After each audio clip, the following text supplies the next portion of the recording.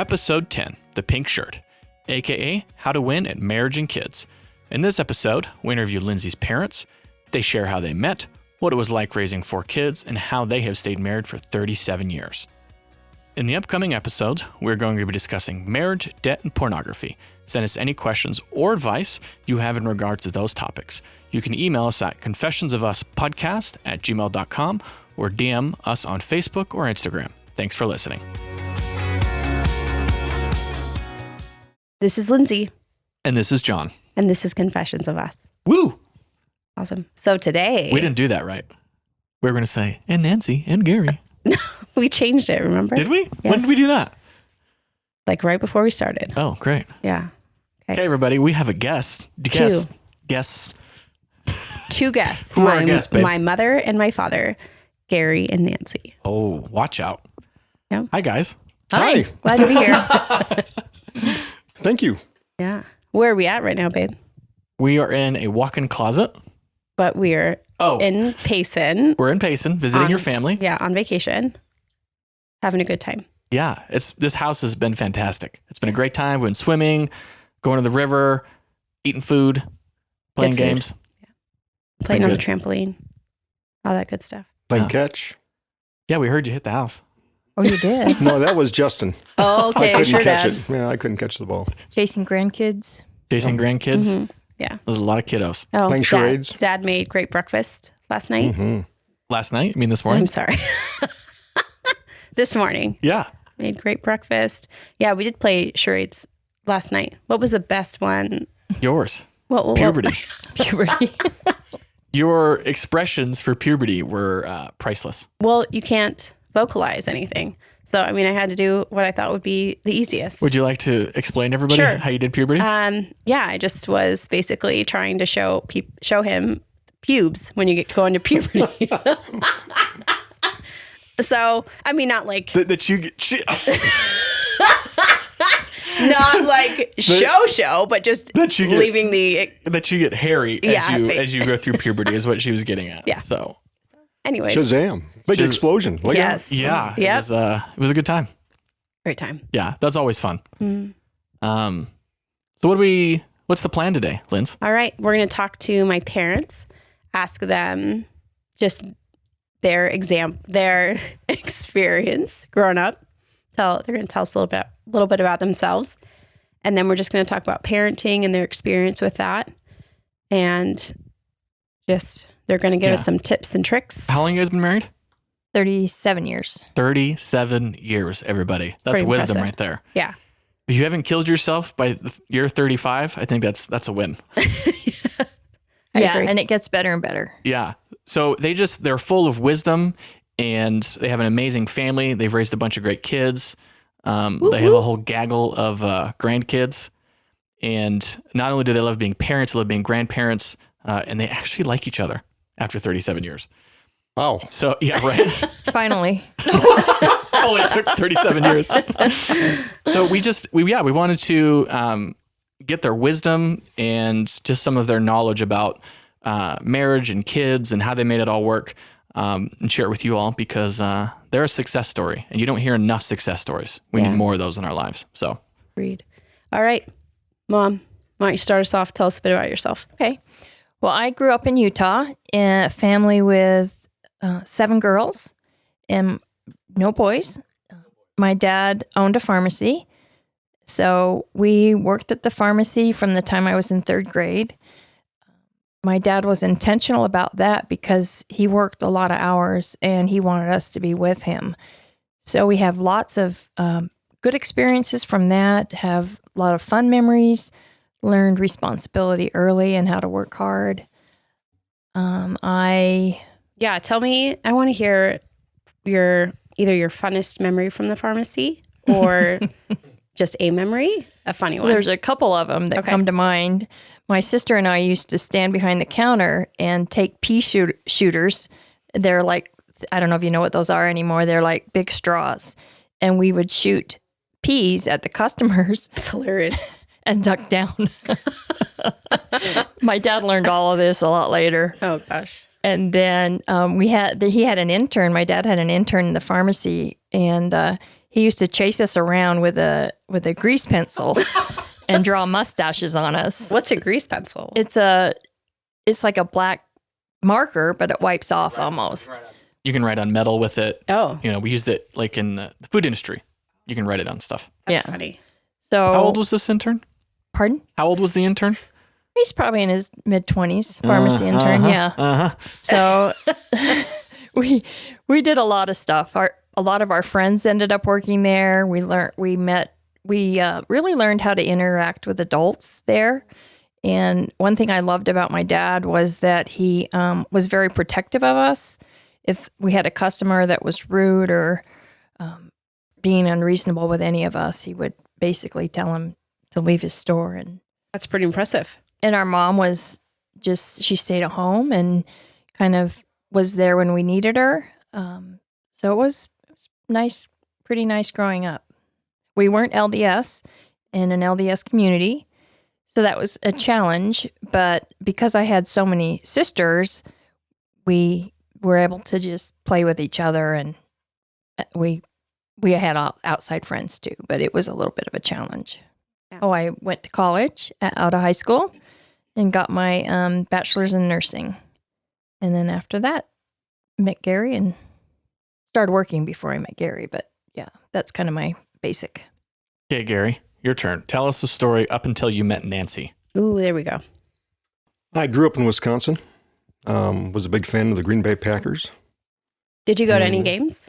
She said, One or two. Oh, okay. Not a lot, but I was probably about 7 or 8 years old at that time. Grew up kind of in a farming community. So we did a lot of hard work, a lot of gardening at our grandparents' places. What did you garden? Do you remember? Strawberries, raspberries, corn, kohlrabi. Tell them the story about the kohlrabi. What is that? I don't know what that is. It's like a turnip, Okay. or like a beet. But we were helping Grandma in the garden one morning, and I saw one of the kohlrabis. It was about the size of a cantaloupe, and I thought, "Wow, I got to pick this for Grandma." Wow. So I picked it and took it into the house, and I said, "Grandma, look what I got." And she looked at me and looked at the kohlrabi. Says, "What did you do?" I said, "Grandpa was going to enter that in the fair." And I thought, "Oh no, Grandpa's going to be mad." So I asked Grandma, "Can we replant it and see it'll get bigger?" She says, "No, it's too late." So I felt bad. But Did you get in trouble? no, Oh, I that's didn't. good. I just, I was a kid. Was that you Grandma didn't Roma? win the fair. I didn't win the fair. Yeah. Was that Grandma Roma? Yeah, Grandma Roma. And they used to have a tavern just outside of Howard's Grove. And my grandpa was a pro bowler. He had like 18 registered 300 games back in the day. 18 of them. Yeah, he was a great bowler. And they ran the tavern. It was a big college bar. And a lot of my uncles worked there as pin setters, for the bowling alleys. And we just So grew up in that how- environment. A lot of work. Yeah. Pin setter. So like Pin setters. how long ago was that? Boy, this was probably 50 years ago. 50, maybe 50, 55 years ago. But that was a neat place to grow up. You learned a lot, and we'd help clean the tavern on weekends. And Grandpa said, whatever change or money you found on the floor from the night before, it was yours to keep. So that's how we made our money. That's a good tip. Yeah. I like it. Well, we worked hard, sweeping floors. Did you get paid at all? Or was that it? No, that was it. That was it. But no, it was fun. We had a good time doing that. And then my dad was going to school at the time for become a physician, and my mom had pretty much helped at the tavern and helped raise my brothers and I.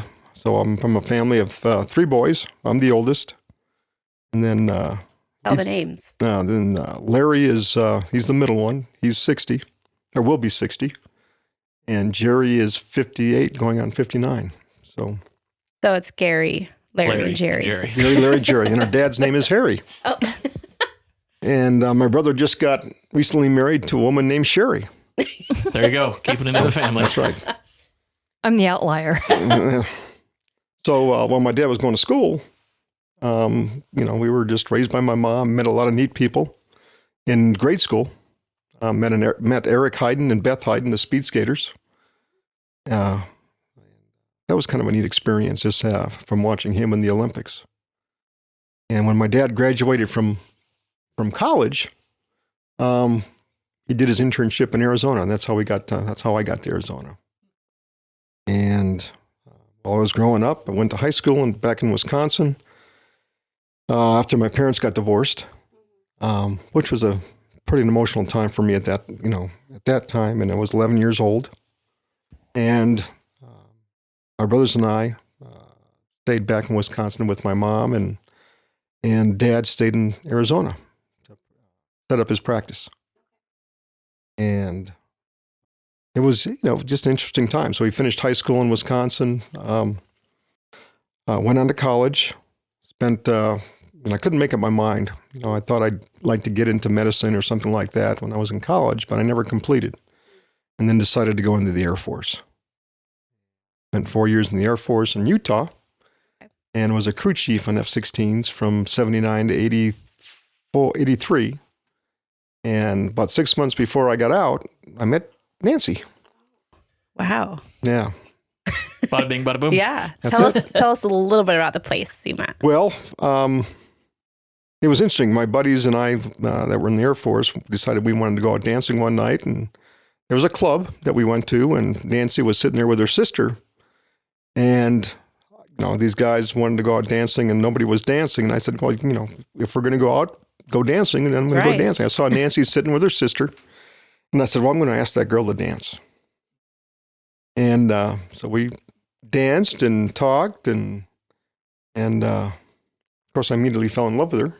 Oh, so sweet. Went out for coffee afterwards, and I guess she was smitten with the way I stirred her coffee or tea.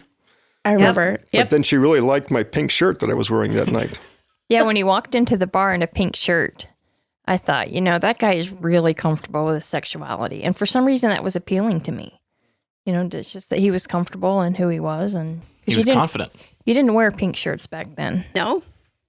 Men didn't. So why'd you decide to wear a pink shirt that It night? looked good. It looked good on me. It did. Pink shirt and jeans. It did. But I never see you in pink shirts anymore. I got one in the closet, but I just don't wear it as much. It used to be white until I washed it with red clothes. But then right when I met her, I got orders to go to Egypt for 6 months to work on F-4s, to get them flying again, and which was kind of a neat experience. We climbed the pyramids. Wow. When we were there. And 6 months, or after I got back, was I asked Nancy to marry me. But I had to get permission from her dad first. Yep. So we went out golfing, and I'd asked her dad if I could have his daughter's hand in marriage. Gentlemen, that's how you do it. And he said no. No. He said yes, and that he'd be honored. And he said, please take her off his hands. So I said, no problem, I can do that. Get her out of here. One thing that's neat is we had a really neat courtship, because when he was gone to Egypt, we wrote back and forth, and it was just neat to develop that friendship before he got back, because we'd only had one date before he left. So then we were married. We got back in June or July, and we got married in August. Mm-hmm. So talk about a short courtship, but yeah, so it worked for us. Yeah, how long was that courtship? From June to, actually, we met in January, and then we got married in August. Oh, wow. Oh, I don't think I ever knew that. Yeah. It was that short. Mm-hmm. Yep. And then after our first date, though, I told my sister I was going to marry him. I knew it. Watch out. Shazam. See, there is love as first sight. That's a thing. Yeah. It apparently works. And then after that, I was trying to get back into school again and had some health issues. And then I got a job with UPS and spent 30 years with them before I retired. And now it seems like they keep calling me back every fall to help them out during Christmas ever since I retired. So I can't get it out of my system. Well, they pay you well. So they'd help. It helps. I remember when we had that retirement party at work, Mm-hmm. and they were, because you were in charge of the safety, weren't you? for That was part of it. And they were telling stories about how you used to jump over the package belts or whatever that was called. The conveyor belts and the slides, and which you shouldn't be doing. It's so funny to But me. when you're in charge of safety, do what you want. Yeah. Just make sure you shouldn't get caught, right? But apparently, And you don't want to try to be a chef, you know, a Benihana chef for safety committee picnics. And because when you're trying to sharpen your knives, you want to make sure you keep the knives clear of your wrist so you don't cut them and have to get stitches. Did that happen to you? It happened to me. oh my gosh. Oh, At safety barbecue. At a safety barbecue. Oh, I Doesn't do matter. remember Of that course. story. Doesn't figure, but it's, hey, live and learn. Okay, so you got married, right? Then explain. So, how many kids do you have? We have 4 kids that we had in 6 years. So it was a pretty crazy time. Yeah. People ask me how I did it. And I often say I was a crazy woman because I was. Gary worked lots of hours at UPS and it was a very challenging time. Mm. Now, Lots of fun. You worked too as a nurse, so you were pretty busy Yeah. on both ends. Yeah. Until I decided to stay home. Yeah. It's got to be too much. Well, it was neat. I felt like, you know, as a nurse, you make good money, but you do pay a lot in childcare. And I just thought, you know, I knew I needed to stay home, one of us. And at that time, I had more earning power than Gary. But we also I knew Gary needed to be our provider. And so I stayed home because I also knew I could go back to my career and I could work part-time as a nurse, but it was important for Gary to be the provider and for us to make that work. And then at one point, we were struggling. We had 2 nice cars. We weren't struggling because we had 2 good incomes. And then I realized what was happening to our kids is they were being raised by other people. Mm. And God kind of revealed to me that we were living what people call the American dream, which is 2 nice cars, a nice house, you know, all these nice things. People get boats, they get lots of things that money can buy. And God revealed to me that that's the American lie and that we don't need those things. You know, we went down to 1 car, and I remember taking Alex to school on a bike, you know, for kindergarten. And you know, you give up a lot, but it was well worth it because my job as a mom, my ministry as a mom, God also showed me that was to raise my kids. And that later, if I wanted a career, I could do that. But he really laid on my heart that that was my ministry at the time. That's good. Well, it's good that you recognize that and you had such a great career where you could go back. It Yes. wasn't the end of the world if you left for a little while, or you Right. could go down to part-time and still do it. Mhm. So I did not know that either. And just that whole experience for you, I mean, that could be a whole episode of just, you know, the American dream Mhm. and how, you know, you were able to give that up. Yeah. Or, no, yeah. And our pastor, Bill Thrall, he's with True Face now. But he said, in church one day, he said, you know, we don't have to keep climbing the ladder, you know, to get more and more money. We don't have to keep up with the Joneses. We can decide what our standard of living is and stay there. And, you know, sure, if you want to adjust that at some time, and then you can use any money you have left, you know, for your investments. And you can also use it if there's a ministry you want to support. But that helped us. We just needed to get refocused on what was important to us. yeah, because you can get caught up in the things that don't truly matter. Right. Yeah. So what's interesting what he said there's nothing wrong with having possessions, but you have to realize what's a priority for you, what's important to you, and especially how those things can take over your life, especially when you're killing yourselves to make those things work. Yeah. So, yeah, that's good. So you have 2 boys and 2 girls, boy, girl, boy. Yep. So when did you have your first kid? A year out of college. Yep. That's Justin. Okay. Then you had a girl, Jessica. Jessica. How? That was 2 years later. 2 years later. Okay. And then I had Lindsay 14 months later. Yeah, I remember when I got pregnant with Lindsay, I was really mad at Gary. I don't know why. How dare you? Yeah, and then 2.5 years later, we had Alex. He was our little surprise, but certainly glad we had him. We just couldn't figure out how it worked. Yeah, it took us a while. That's what Lindsay's neurologist said to me after he found out we were pregnant with Annalise, and he's like, because he's so like straight faced and like a dry sense of humor. He looks at me straight faced and he's like, "Do I need to show you how condoms work?" Like, no, we know. No, it's divine intervention, right? Yeah. Clearly. Okay, so what do you want to ask him next? I want to talk to you about just your experience as working full time with 4 kids and how you intentionally made, that work for us and Mom, how you were able to invest in us while working full time.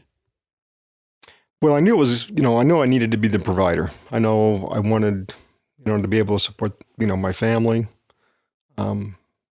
provide, the best I could for them. And I know it was hard on Mom with all the responsibilities she had at home. And I felt, well, what can I do to support her? And it just seemed like the hours were getting more and more at work. And so I just did whatever I could when I was home. And there were times I was just plumb tuckered out and didn't have a whole lot of energy, but we made it work. I mean, it was a struggle. I know Nancy thought I was spending too much time at work and she needed me at home, and we just had to work through that. And we did. It took some time, but like I said, the one thing I wanted to provide was just somewhat of a comfortable living, that we could provide for the kids so they could, go to the school, do things that they enjoyed doing. And, so there's some sacrifices that need to be made.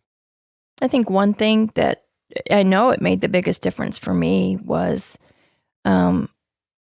we had a nanny one day a week, April. And so every Friday I could go and do whatever I wanted to do. And that was a lifesaver for me. I knew you guys were having a blast with her. Yeah. She was pretty remarkable. Yeah. She had this bug, this little beetle, and she would, it was like kind of a rusty old. Yeah. Yeah. And she would let us dip our hands in like paint and just put her hands all over her car, and just, it was the best. I remember that memory so well. Did she have handprints all over her car? Oh yeah. So yeah. Wow. It was the best. She was. The handprints didn't come was off. also a clown, right? Mm-hmm. She Like could make balloon animals and wow, well, at parties. like a birthday clown. Yeah. birthday clown. Yeah. That seems like a pretty good babysitter. Yeah. That was a great babysitter. And what's funny is she was 18 years old when she came to work for us, and she said to me one day, she said, "Why do you tell the kids you're going to do something and not do it? Like a consequence?" And I'm like, wow. That's great. Look at that wisdom. Yeah. Yeah. No, she's a very bright, young woman, and just really neat. She was a godsend, and I see her. She works for UPS now, and she We just couldn't stay out of our lives. Yeah, she's very fluent in sign language, for the hearing impaired, and she's married. Her husband's hearing impaired, but yeah, she's a neat woman. I mean, she really was a neat girl when we had her as a babysitter, and we developed those special relationships, with you guys, and of course with Nancy and I. So. Well, one thing your dad did was he took each of you on a date. Was it once a week, or you guys each had a date once a month? I can't remember. No, I think it was once a week. Okay. Yeah. So individually, he would do something. That was neat. You did that with the kids, and a lot of people, like men, golfed on weekends and things like that, and Gary never did because he knew it was important to spend that time with his family. He didn't do any sports that were time intensive that took him away from our family. You were still active, but I Well, always I was appreciated that. I was a coach of the girls' soccer team. Mm-hmm. No, I'm going to correct you. You were a coach for Justin and Jessica. And then when I wanted you to coach me, you were done coaching. Oh, He was like, no, I I'm think, good. unless I don't remember that. well, maybe you probably have a better memory than I. So Oh my gosh. But I will say, I was thinking about this. I think about this a lot though, that of the dates we would get to have. And I remember we'd always either go hiking or you'd ask me, or Yahtzee. We'd always play.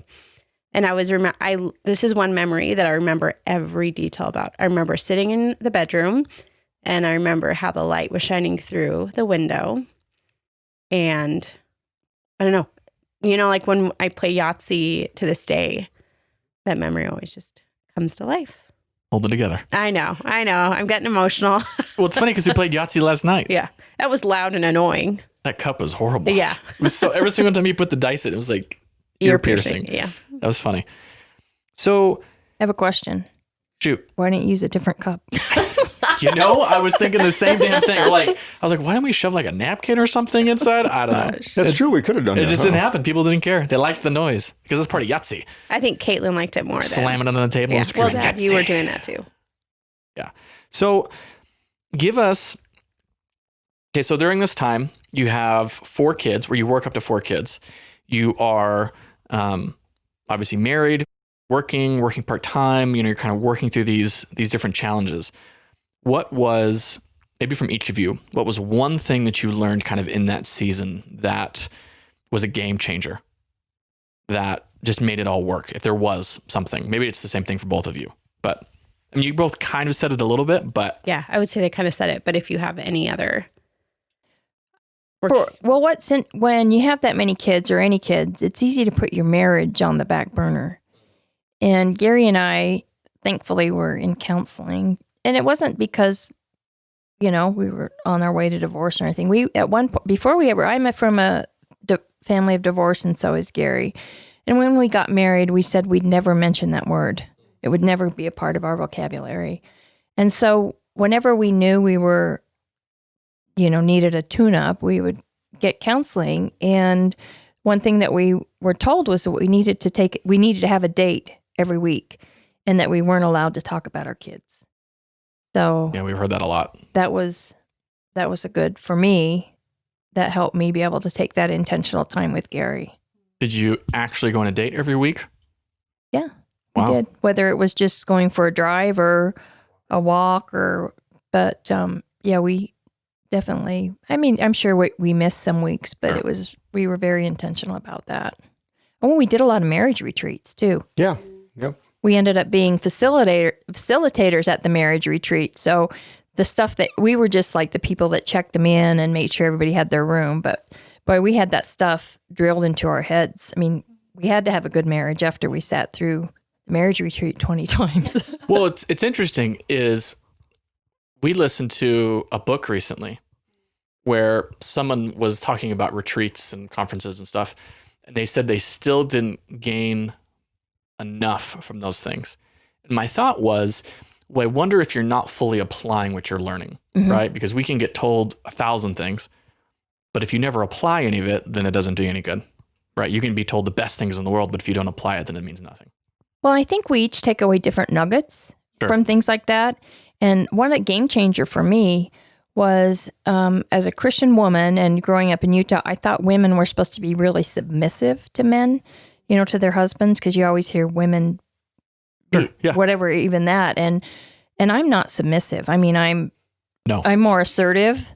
So one thing that we were taught was that we need to submit to each other's strengths and protect each other's weaknesses.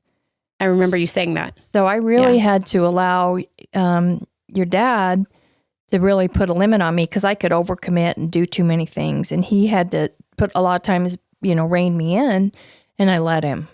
Yeah, no, that's good. And I think that's a powerful statement. Yeah. And it's not, what am I trying to say? It's not that you are letting the person control you, but you understand that you're a team. Right. And that, even in sports, for example, it's the same thing. You have to understand each other's strengths and weaknesses, and you build the team to cancel out your weaknesses, so to speak, and have more strengths. So, Gary, what about you? What about me? Any main No, takeaway? I'll tell you what, the one thing that I really enjoyed most out of our marriage was certainly, just being intentional with each other. And, but the one thing that really sticks out in my mind is your mom's humor. She likes to play practical jokes on me. Further legendary. She is. I mean, no doubt about it. I mean, the one thing that sticks out in my mind the most is when I was working for Amazon one Christmas. And, I made my lunch and, left work and, worked up till lunchtime and took my lunch break, and I opened up my cooler to have lunch, and right sitting on top of all the food was your mom's dirty slipper. And I had people looking at me thinking, what the heck do you have in your lunchbox? And I said, it's my wife's idea of a practical joke. So good. And so when Did you think it was funny? I thought, yeah, I did. I had a big old smile on my face, and I figured, You didn't wonder where that came from, huh? no, I didn't. I knew. He instantly knew. Yeah. And then, Funny. of course, when I left work that night, I had to go back through security, and they had to open up the lunchbox to see what was inside to make sure I wasn't taking anything. And again, I had to explain to the guards what a dirty slipper was doing in my That's so funny. lunchbox. And So you got double duty out of that Oh, joke. yeah. And then there was a time when she took a motion detector, or not a motion detector, but a motion censored Christmas decoration or something. And so I left the house one morning, and she had stuck it on the front door. So when I left, and it was dark out, it was probably about 4:30, 5 o'clock in the morning. That's and great. this thing goes off singing, "I wish you a Merry Christmas," and scared the crap out of me. And I thought, oh, brother, here we go again. That's great. And there's been other times when she's played practical jokes on me, and yeah. So I think, humor is such a wonderful thing to have in a marriage, and just to be lighthearted, enjoy each other. You can make fun of each other in a loving way, and I can never seem to repay her. The way she's. Get her back. I'm Is that trying, what you mean? but it's Get her not. back? I'm trying, but it's not working. I don't know. She always beats me to it. So The Padawan has not become the master yet. yeah, that's right. Well, That's right. you're super witty. And I don't know, did you get that? I got that from my dad. I was going to say. Yeah, my dad was funny and always had a comeback, so I learned that from my dad. Yeah. So it runs in the family, Dad.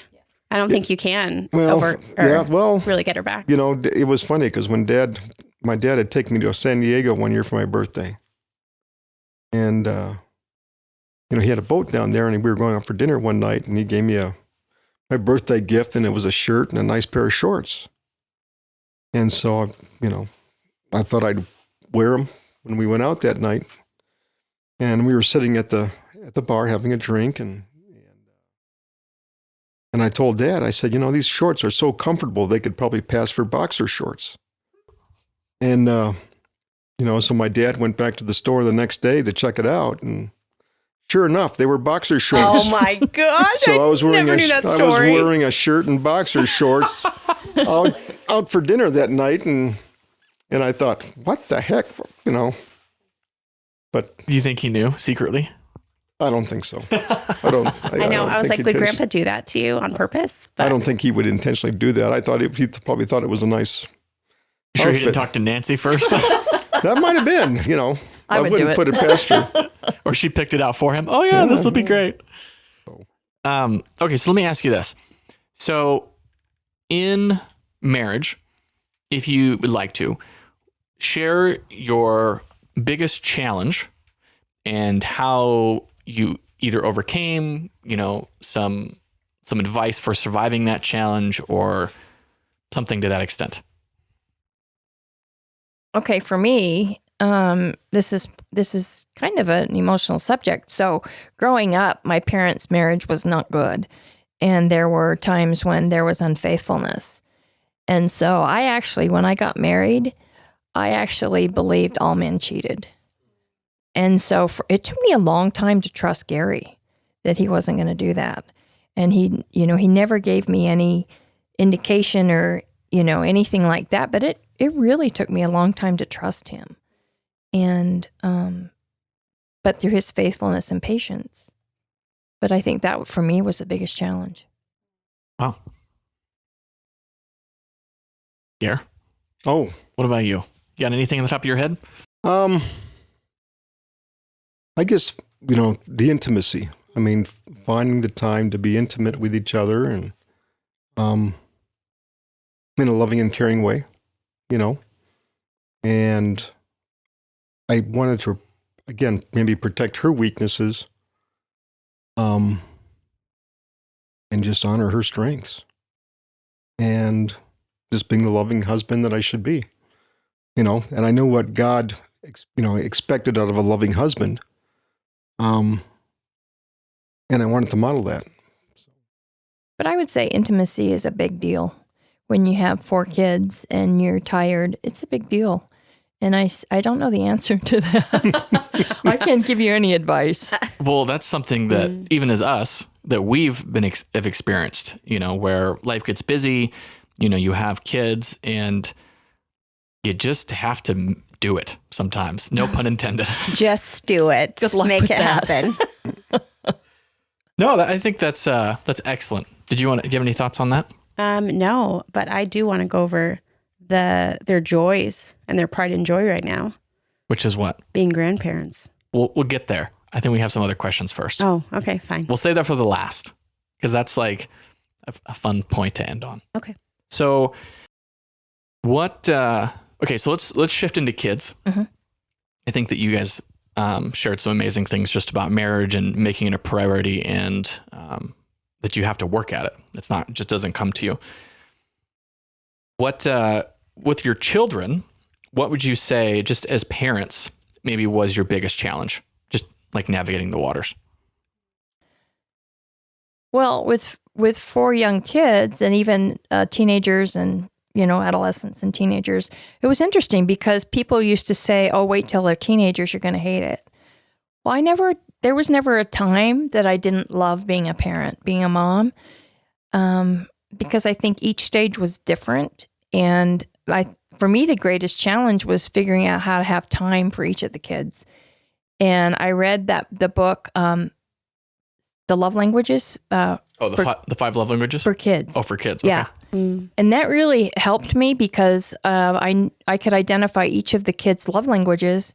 And then if they became whiny or needy, I could just take a half hour and focus on that love language. Like your love language, Lindsay, is time.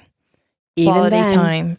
And so I knew sometimes I just need to take Lindsay out for an ice cream and even now, sometimes I have to make sure we connect. And just that time on the phone with Lindsay living in Utah. Pretty sure she talks to you more than she talks to me sometimes. It's true. It's true. Absolutely. So that was my biggest challenge was meeting the needs of 4 kids. And they're all individual. They all have different needs, academically, physically, spiritually. So I would say this, you are so intentional. Well, actually, both of you are super intentional. I learned that from you growing up. And then I learned... You meaning your dad? Yes. Sorry. Yes. Dad was very intentional. You guys worked out times for me to be with Dad. And then, but just how you were so intentional, both of you. And then you, Mom, really making a point to get that quality time with me and paying attention and being aware how important really that is for kids in general. Yeah, and it's also the same thing as I help identifying your kids' strengths and protecting their weaknesses. And that's different for each child. One child can handle conflict more than another, or you look at one child with stern eyes and they cry, and if you yelled at them, they'd fall apart. So let's hear it, Dad. It's so neat to have seen my children grow. I mean, I take a look at where they're at, where they were to where they're at now, and things have really changed.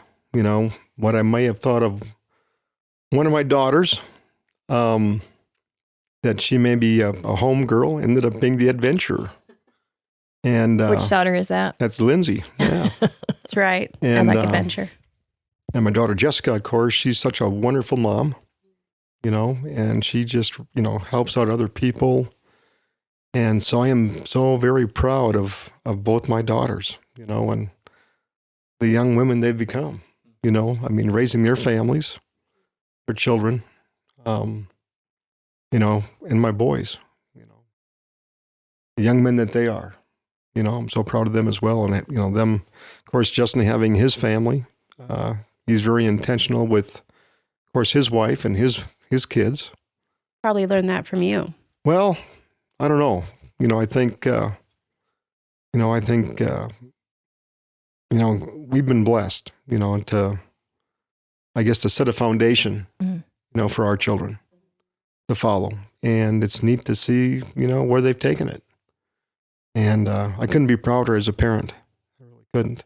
There's, we've had our challenges along the way, to work through. And we still have those challenges, from time to time. But I think the love that we share amongst our family, amongst our children, and of course now their spouses, their families, it's neat. It's really neat. It's a gift from God. It really is. One thing I will say is that I feel like as I've gotten older, I've recognized your affirmations more than I ever did before. Because you often tell me that how proud you are of me. And that just means so much to me. And so I was reading this letter that you had written me when I was on my way, I think, to Africa. And you just wrote this letter that said those same words. And so just really recognizing it now more than ever has been really cool, I'd say. Yeah, she had me read it. And even, it's funny with you two, I think one of the things that I have seen is that the humor aspect is so big. It's so weird because you wrote something about bagels, that she stole your bagels and took them to Africa. But it's just, I think people don't realize that it's almost like I don't know what I'm looking for, but it's almost like when you see it, it reminds you of all the other things that went on, or to not take life too seriously. And that's one thing that I've appreciated about you two a lot is you are very intentional. And I think that's clearly something that your kids saw and are trying to replicate themselves. So let me ask you this. I thought of this question. Now seeing your adult children, how much would you say the way they turned out was either nature versus nurture? Like how much of it was just them, supposedly, and how much of it was actually your influence over them that they turned out the way they were? Maybe I should answer that question, but you follow up with it. You okay. follow up. What's interesting is that all the kids are so different, and they have different temperaments, personalities, likes, dislikes. Oh, and as far as nature, they definitely all had different, like I said, personalities. And then it's just a matter of molding that and guiding them along the way, taking their nature into account as you nurture them. It's good. Yeah. So it's a combination. God made each of my kids unique and special, and you don't love one more than the other. You appreciate each of them in different ways and take into account who they are. Anything to add to that, Gare? I don't. I think she hit it right in the nail on the head. Yeah, I like that. You bet. Well, I think we had a lot of positive influence in our lives. You taught me, Dad, what hard work looks like. And I'm going to get emotional, but that's all right. I remember when we'd go on a hike in Utah when we were little, and or maybe just hard work and endurance, I'd say. We were hiking and I was like, I'm so tired. I just want to turn around. And you're just like, you just don't stop. Just put one foot in front of the other. It doesn't matter how fast you go. And that's just like such good practical advice that I honestly think I apply it to a lot of my life. And then Mom, I think you just taught me how to fight. Fight with each other Yeah. or No, fight no, for no, no, no. things? Okay, you take a quick break, Fight. regain yourself. No. You're good? Yeah, I'm good. Okay, keep going. And like that life is there are seasons. It's not just like hard your entire life. You got to recognize it's a season and that there's always an end in sight. So just to continue to have that tenacity, have that fight in you to endure. Both of you very much taught me endurance, I would say. So. Yeah. And you said that in that episode about your story, episode 8, Get Back on the Horse. Go listen to it. Lindsay talks about those exact things that she learned from her parents about how to get back on that horse when life kicks you off. So Absolutely. it's just amazing how those little things about going on a hike and saying one little thing will stick with your child forever. I mean, it's really amazing how, I mean, even if a negative thing you say to your kid can affect them in a similar way. I'm starting to see that a lot, even just with a 2-year-old. Yeah. I mean, I definitely think the nurture part of me is played such a huge impact in shaping me and molding me who I was, who I am. And obviously taking into account who we are, our strengths and weaknesses. But I think I function definitely more out of the nurturing part of what you guys instilled in me. Yeah, that's good. Okay, so let's kind of bring this home. You kind of touched on this, but maybe it's slightly different. What do you think your biggest lesson was that you learned when parenting or marriage that kind of influenced your life overall? It can be either or. That's a big question. That's a really big question. Do you want to go first, Gary? No, he doesn't. Oh boy, biggest lesson. To rely on the Lord. Amen. There were many times the Holy Spirit taught me things that I had never heard from anybody else. One time, one of my kids was was far from God, and I was so distressed about it. And God said to me, he said, you be his mom, I'll be his God. Wow. He said, let me be his Holy Spirit. And he said, I will woo him to me just like I wooed you. And it freed me to be his mom and let God take care of the rest. So I think the biggest thing I learned was to be faithful in what God asked of me. And to rely on the Holy Spirit to let me be the parents of my kids, not other people. Everybody's going to have advice, and it's important to have influence and advice from other people. But it's also, there's a lot of unsolicited advice that we don't need to listen to. I need to listen to God. I needed to listen to God direct me in my marriage and with our kids. So good. That's like, boom. Yeah. Mike, don't drop the mic, but mic drop. Yeah. Boy, That's a tough one to follow. that is. Ask me that question again, because I don't. Okay, so what would you say is the biggest lesson you learned in life while parenting and or in your marriage? Being a provider. I found myself relying on me, to provide for my family. Not that I didn't believe in God, I did. I think, obviously, I know. I always knew when I had the Holy Spirit in me. I could feel it. I mean, it just, it more or less swelled up in me. And then there's been times where I don't feel anything, and where I think I've kind of relied on myself. But yet I've always known that he's been there. I'm thinking, okay, take it away. It's yours. And, I'm waiting for answers or for cures to happen, and they don't. And I'm thinking, well, maybe it's not my timing. It's all in God's timing. And so I just have to rely on him, and it's just, that's been tough, so, I just have to be faithful about it, rely on him, and move on. So. I'm going to get all weepy in here. I know. This is good. So good. Yeah. Excellent. Okay. What, do you want to ask this question? No. The do's and don'ts of parenting. You don't want to, you just want to ask the I do. the grandparent. Okay. It's time to talk hold about on. We're almost there.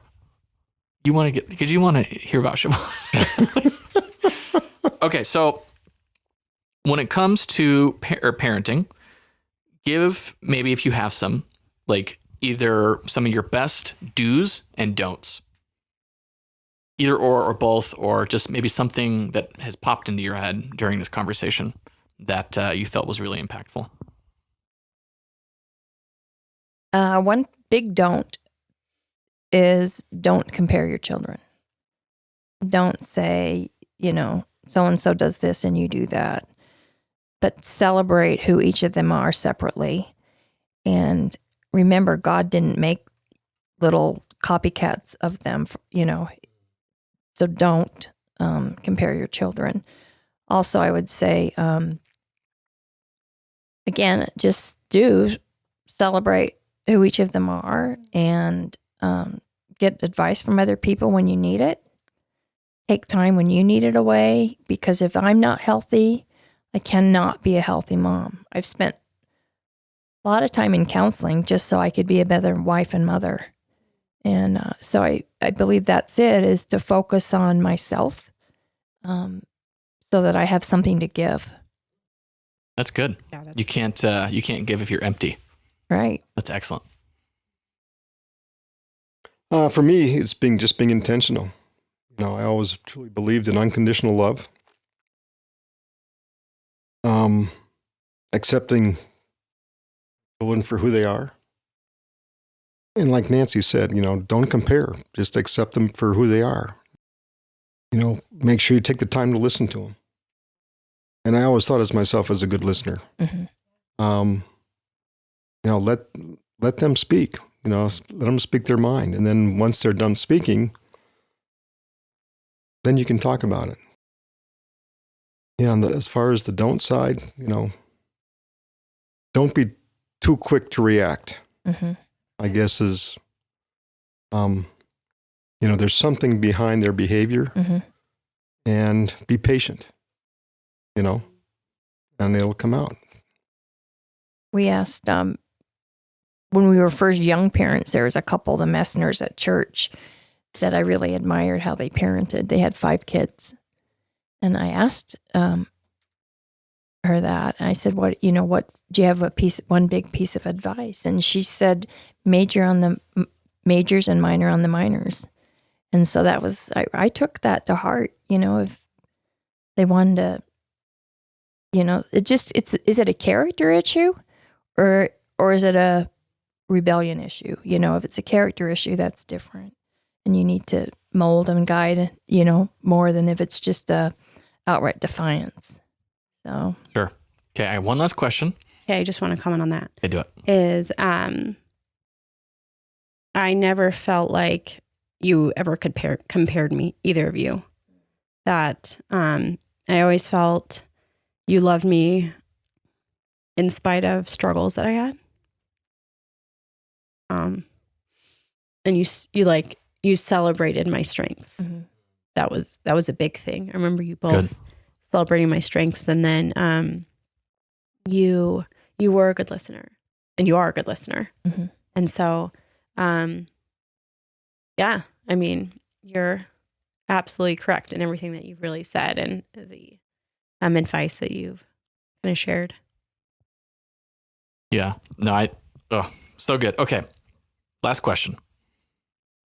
If you were to tell parents one thing, brand new parents, what would it be? About parenting or about marriage? Anything. Life, marriage, your kids. Just like one, if you only had time to tell them one thing, what would it be? You go first. Come on, Dad. You got it. Good advice. Brand new parents? Yes. Okay. New parents.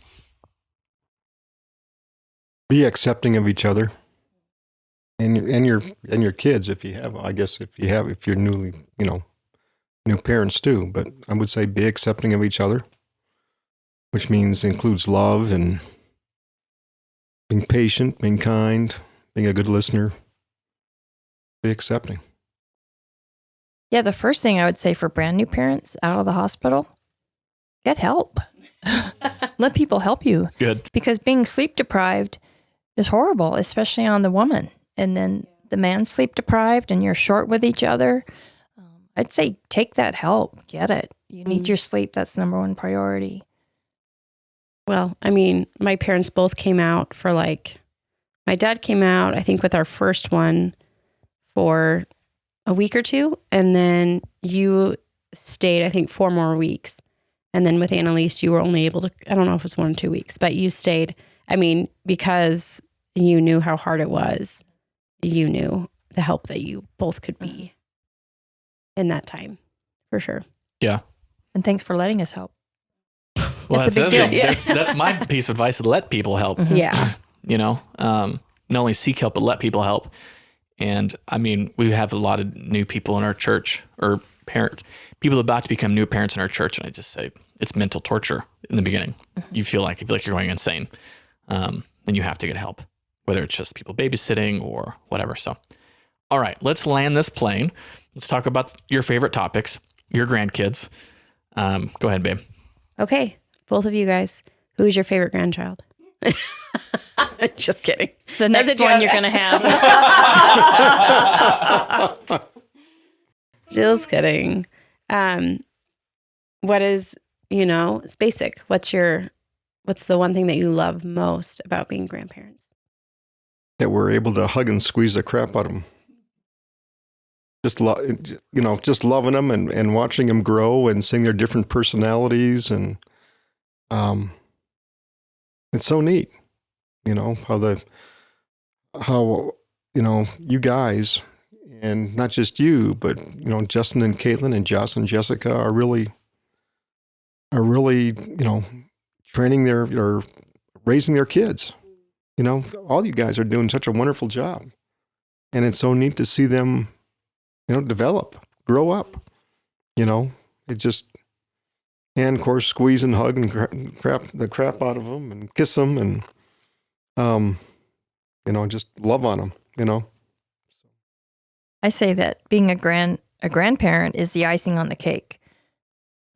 Until you are a grandparent, you cannot understand it. And Gary and I were talking about what is the difference. I mean, why is it's so freeing, and it's just this love that pours out of you, and you love your kids. This is just different. And we finally came to realize it's because not every decision we make is impacting their future and their character. We just get to pour love into them. You guys have to deal with the character issues. All the other stuff. And the temper tantrums. And so it's very fulfilling. Yeah. Okay. Before you ask the last question, just want to take a quick pause and thank you for listening to Confessions of Us. You can check us out on all major podcast platforms. Anyone that's your favorite, head over there, follow, subscribe, leave a review, and be sure to share the podcast with anybody who think you would gain value from it. We want to invite as many people as possible to the journey, and thanks for listening. All right, Lindsay, what's this last question? All right, the last question is, we do have the responsibility to raise our children, but what's something that you can purposefully invest in them, whether that's like how to love or, some nugget that you get to invest in them and then they can take with them the rest of their life, in a sense. I'm not sure if this is what you're going for, but for myself, when we first started having grandkids, I would intentionally try to spend time with each one alone every week. Well, as we have 7 grandchildren in 8 years, and so that's not quite possible. But I do try to be intentional and spend time with the grandkids, each of them, maybe in a group, but every week. I try to. The ones that are here, John and Lindsay, are up in Utah, but we FaceTime with them a lot. But I think it's the intentional time with them. Yeah, I'd have to agree. I know Nancy does an outstanding job of spending the quality time with the kids, doing little crafts and things like that. And whatever time I have, it's, whether it's building something out of Legos or swimming with them or just doing other activity, bike riding, things like that. It's... Well, you spent an hour with Siobhan on the trampoline yesterday. Oh, yeah, Well, that too. we did. That was so good. That was so fun.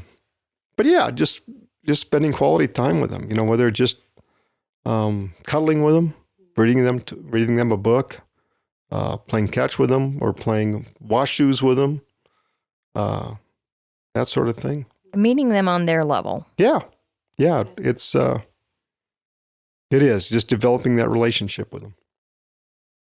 Yeah, I will say this real quick.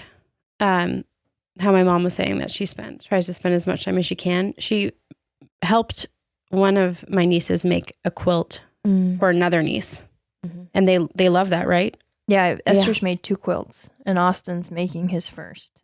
So awesome. They've learned how to sew on the sewing machine. So That's awesome. And Dad teaches them how to jump and how to throw a ball. How to have a good time. That'd be crazy. Okay. Good. Well, that was Confessions of Us. We are not going to take up any more time because this was a long one. But after we're off the air, we're going to see if we can get some books and or resources that these 2 recommend, and we will be putting them in the show notes. We'll put them in the description on YouTube. Nancy mentioned the 5 love languages for kids. Obviously, the 5 languages in general for adults is excellent. But we'll link some of that stuff in there, so be sure to check that out. But I think that's it. Anything else you want to say, babe? Nope. All right. This is John. This is Lindsay. And this is Confessions of Us. Bye. Thanks. Be sure to check us out on Instagram, Facebook, and YouTube at Confessions of Us Podcast. Also, send us any questions you may have to confessionsofuspodcast@gmail.com.